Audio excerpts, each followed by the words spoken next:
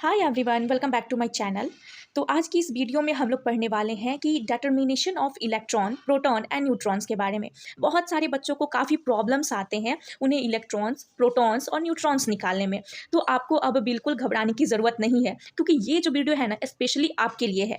आप इस वीडियो को पूरा एंड तक देखिए, आपको आज के बाद से पूरा टॉपिक क्लियर हो जाएगा इलेक्ट्रॉन्स, प्रोटॉन और न्यूट्रॉन के बारे में, और आप इजिली जो है इलेक्ट्रॉन्स, प्रोटॉन, न्यूट्रॉन्स निकाल सकते हैं। ठीक है, तो चलिए हम लोग देखते हैं। सबसे पहले बेसिक से हम आपको बता देते हैं कि कोई भी सिंबॉलिक ऑफ एन एलिमेंट क्या होता है, सिंबल जो होता है एलिमेंट का क्या क्या होता है। तो देखिए, इसको हम लोग डिनोट करते हैं एक्स से। ठीक है, एक्स से हम लोग इसको डिनोट करते हैं। ये जो ऊपर होता है ए, इसको हम लोग बोलते हैं एटॉमिक मास, और इसको एटॉमिक मास नंबर भी बोला जाता है। ठीक है, और इसको हम लोग बोलते हैं एलिमेंट। ठीक है, ये जो एक्स से डिनोट किया गया है, ये हमारा एक्स जो है एलिमेंट होता है, और जेड जो होता है वो क्या होता है हमारा, तो एटॉमिक नंबर होता है। जैसे यहाँ पे देखिए, हीलियम पे पावर 4 दिया गया है और 2 दिया गया है, तो ये जो ऊपर होता है इसको बोलते हैं एटॉमिक, इसको बोलते हैं हम लोग क्या, एटॉमिक मास। ठीक है, ये जो है एटॉमिक मास। उसके बाद जो नीचे रहता है इसको हम लोग क्या बोलते हैं, तो एटॉमिक नंबर बोलते हैं। जैसे कार्बन का होता है हमारा 14, ठीक है, और 6 होता है। जो कार्बन होता है इसका जो एटॉमिक नंबर है वो 6 होता है। ठीक है, और जब इसका एटॉमिक मास देखा जाए तो वो हमारा 14 होता है। वैसे तो कार्बन का 12 भी होता है। ठीक है, इसको भी ध्यान रखिएगा। नाइट्रोजन का 7 होता है एटॉमिक नंबर, और 14 उसका क्या होता है, एटॉमिक मास होता है। ठीक है, उसके बाद देखिए, ये ऑक्सीजन है, 8 एटॉमिक नंबर यहाँ लिख दिया है और 16 यहाँ लिख दिया है। तो ये हमारा क्या है, रॉन्ग कंसेप्ट है। हमेशा जो है एटॉमिक मास यहाँ रहता है, एटॉमिक मास, और नीचे जो है हमारा क्या रहता है, एटॉमिक नंबर होता है। ठीक है, चलिए एक और ये देख लीजिए कि जो चार्ज होता है वो इधर रहता है। चार्ज जैसे एल्यूमिनियम है, ये 13 होता है, इसका एटॉमिक मास 27 होता है, और प्लस चार्ज आ जाता है तो इस पर +3 होता है। इसका जो वैलेंस इलेक्ट्रॉन होता है कितना होता है, +3। तो इसी के वजह से यहाँ पे लिखा गया है। उसके बाद चलिए देखते हैं क्या, determination of electrons, proton and neutrons. तो सबसे पहले आप टॉपिक्स को पढ़ लीजिए, फिर हम लोग बहुत सारे क्वेश्चन जो है इस पर देखेंगे और आपको बताएंगे कि आपको दिक्कत ना हो। फॉर न्यूट्रल स्पीसीज मतलब having no charge. Neutral species कहने का मतलब है जिसके पास कोई चार्ज नहीं होता है। जैसे एटॉमिक नंबर जितना होगा उतना ही नंबर ऑफ प्रोटॉन्स होंगे, उतना ही नंबर ऑफ इलेक्ट्रॉन्स होंगे। एटॉमिक नंबर को किससे डिनोट करते हैं, तो जेड से। जितना जेड होगा उतना नंबर ऑफ प्रोटॉन यानी पी होगा, और उतना ही नंबर ऑफ इलेक्ट्रॉन्स होगा। तो ये हमारा फर्स्ट केस है न्यूट्रल स्पीसीज के पास, जो कि क्या होता है, जिसके पास कोई चार्ज नहीं होता है। तो चलिए सेकंड देखते हैं क्या है। तो देखिए क्या होता है कि जब एटॉमिक मास जो होता है वो नंबर ऑफ प्रोटॉन्स और नंबर ऑफ न्यूट्रॉन्स को जोड़ा जाता है तो हमको क्या मिलता है, एटॉमिक मास मिलता है, यानी A = P+N। और अगर हमको न्यूट्रॉन्स निकालना है, अब देखिए फर्स्ट आपका फॉर्मूला यहीं आ जाता है कि अगर कोई आपसे कहे कि find the number of neutrons, तो आप क्या करेंगे कि एटॉमिक मास से नंबर ऑफ प्रोटॉन्स को माइनस कर देंगे। ठीक है, तब वो हमारा निकल जाता है क्या, न्यूट्रॉन्स। ठीक है, तो ये हमारा कंसेप्ट बहुत इंपॉर्टेंट है, बहुत जगह ये पूछा जाता है। ठीक है, अब देखिए ट्रिक क्या होता है एटॉमिक मास निकालने का। ये ट्रिक जो है कहाँ तक वैलिड है, 1 से लेकर के 20 तक। ठीक है, 1 to 20 तक ये बहुत इंपॉर्टेंट होता है, एटॉमिक मास निकालना होता है। ठीक है, एटॉमिक मास जो है एटॉमिक नंबर इंटू 2, अगर इवन नंबर हो तो।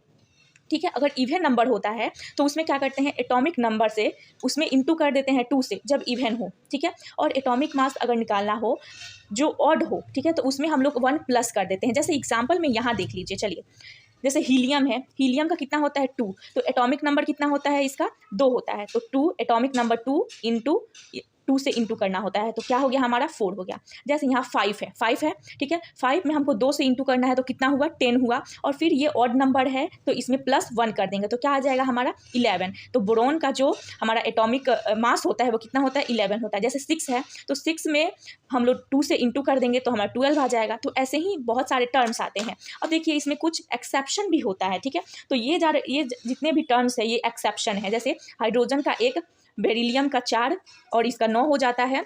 वैसे 4 तो क्या है, इवन नंबर है, तो आपके हिसाब से क्या होना चाहिए, 4 इंटू 2 होना चाहिए, 8 होना चाहिए, लेकिन यहाँ पर एक बढ़ा के दिया है तो ये एक्सेप्शन में आ जाता है। ठीक है, जैसे नाइट्रोजन का 7 होता है, इंटू 2 करेंगे, और नाइट्रोजन क्या है, एक ऑड नंबर है तो इसमें 2 करेंगे तो हमारा 14 आएगा। ठीक है, तो इसमें एक प्लस और होना चाहिए ना, तो इसलिए ये सारे जो है एक्सेप्शन के केस हैं। ठीक है, तो इसको ध्यान रखेंगे। उसके बाद देख लीजिए क्या है कि ये जो ट्रिक हम बताए हैं वो कहाँ से कहाँ तक वैलिड है, याद रखिएगा। This trick valid up to 20 atomic number but some exception, मतलब 20 जो है 1 से 20 तक है, लेकिन इसमें भी कुछ एक्सेप्शन के केस हैं। ठीक है, तो चलिए अब हम लोग कुछ बहुत सारे एग्जाम्पल करने वाले हैं बोर्ड पे। ठीक है, देखिए तो चलिए फर्स्ट क्वेश्चन है हमारा कि find the number of protons and neutrons. ठीक है, तो हमको फाइंड करना है कि नंबर ऑफ न्यूट्रॉन्स और प्रोटॉन्स को फाइंड करना है। तो सबसे पहला जो है हम पहला देखते हैं क्या, नाइट्रोजन के बारे में। ठीक है, नाइट्रोजन का हमको क्या फाइंड करना है, तो इसका फाइंड करना है हमको प्रोटॉन्स और न्यूट्रॉन्स के बारे में। तो आपको पता है कि जो एटॉमिक नंबर होता है, एटॉमिक नंबर क्या होता है, एटॉमिक नंबर क्या होता है इसका, तो इसका एटॉमिक नंबर जो होता है वो हमारा होता है 7। ठीक है, इसको याद रखिएगा, एटॉमिक नंबर कितना होता है नाइट्रोजन का, 7 होता है।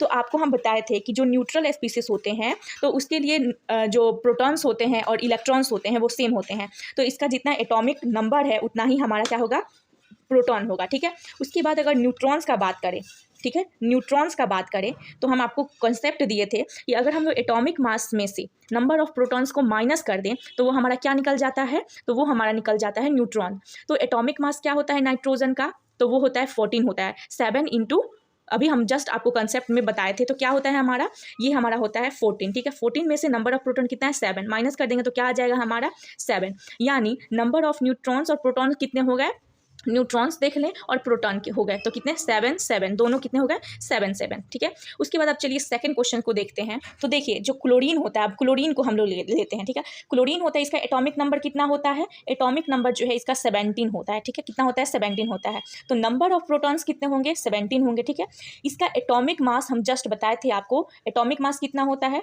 तो 35.5 होता है। ठीक है, तो हमको अगर न्यूट्रॉन्स निकालना है तो नंबर ऑफ न्यूट्रॉन्स क्या होता है, atomic mass minus number of protons. तो एटॉमिक मास कितना है, ये है 35, कितना होता है 35.5 में से हम लोग 17 को माइनस कर देंगे तो कितना आएगा हमारा, तो ये आ जाता है हमारा 17.5 आता है। ठीक है, तो ये हम लोग देख लिए किसके बारे में, क्लोरीन के बारे में। तो चलिए एक और क्वेश्चन देखते हैं ताकि और कंसेप्ट क्लियर हो। अब हम लोग देखते हैं किसके बारे में, H2O के बारे में। H2O के बारे में देखते हैं, इसमें नंबर ऑफ न्यूट्रॉन्स और प्रोटॉन्स कितने होंगे।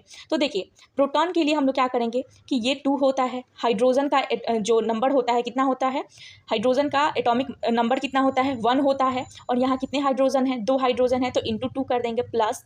अब देखिए ऑक्सीजन का एटॉमिक नंबर कितना होता है 8 होता है, तो ये नंबर ऑफ प्रोटॉन निकल के क्या आ गया हमारा 10 आ गया। ठीक है, इसको ध्यान रखेंगे। उसके बाद देखिए क्या है, एटॉमिक मास देखते हैं क्या कितना होता है। तो इसका जो है हाइड्रोजन का एटॉमिक मास कितना होता है 1 होता है, और यहाँ पर 2 हाइड्रोजन है तो इंटू हमको 2 करना पड़ेगा।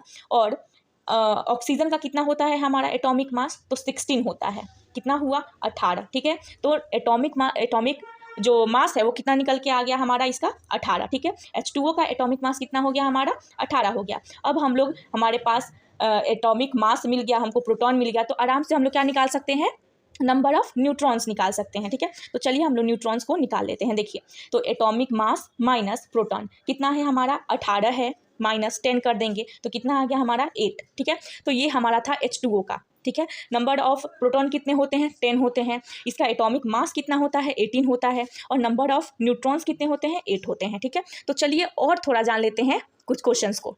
अब चलिए हम लोग देख लेते हैं किसके बारे में, CO2 के बारे में। ठीक है, तो CO2 में हम लोग नंबर ऑफ प्रोटॉन्स निकालेंगे। सबसे पहले क्या है नंबर ऑफ प्रोटॉन्स, तो देखिए कार्बन का एटॉमिक नंबर कितना होता है 6 होता है, प्लस ऑक्सीजन का एटॉमिक नंबर कितना होता है 8 होता है, और यहाँ पर एक नहीं है कितने हैं 2 है, तो इंटू 2 कर देंगे, यानी 8 दूना 16, 16 में जब हम लोग 6 को ऐड करेंगे तो कितना आएगा हमारा 22 आ गया। ठीक है, उसके बाद देखिए हम लोग निकालते हैं एटॉमिक मास। ठीक है, तो कार्बन का हमारा एटॉमिक मास कितना होता है 12 होता है। ठीक है, उसके बाद है प्लस कर देंगे, ऑक्सीजन का कितना होता है 16 होता है, ऑक्सीजन का एक ऑक्सीजन का जो एटॉमिक मास होता है वो कितना होता है 16 होता है, तो 2 का कितना हो गया 32। ठीक है, तो ये जो हमारा निकल के आ गया एटॉमिक मास वो हो गया 44, जब इसको जोड़ेंगे तो 44 आ जाएगा। ठीक है, उसके बाद देखिए अब हमारे पास नंबर ऑफ प्रोटॉन्स भी हैं, ये हमारा एटॉमिक मास है, तो आराम से हम लोग क्या निकाल सकते हैं नंबर ऑफ न्यूट्रॉन्स। ठीक है, तो चलिए एटॉमिक नंबर ऑफ न्यूट्रॉन्स निकालने के लिए क्या करते हैं हम लोग, तो एटॉमिक मास में से हम लोग माइनस कर देते हैं किसको, प्रोटॉन को। ठीक है 22, तो ये हमारा निकल के कितना आया 22। ठीक है, तो ये हमारा जो है लास्ट क्वेश्चन था। अगर आपको वीडियो समझ में आया होगा, अगर अच्छा लगा होगा तो इसको लाइक शेयर एंड सब्सक्राइब जरूर कर दीजिएगा। Thank you.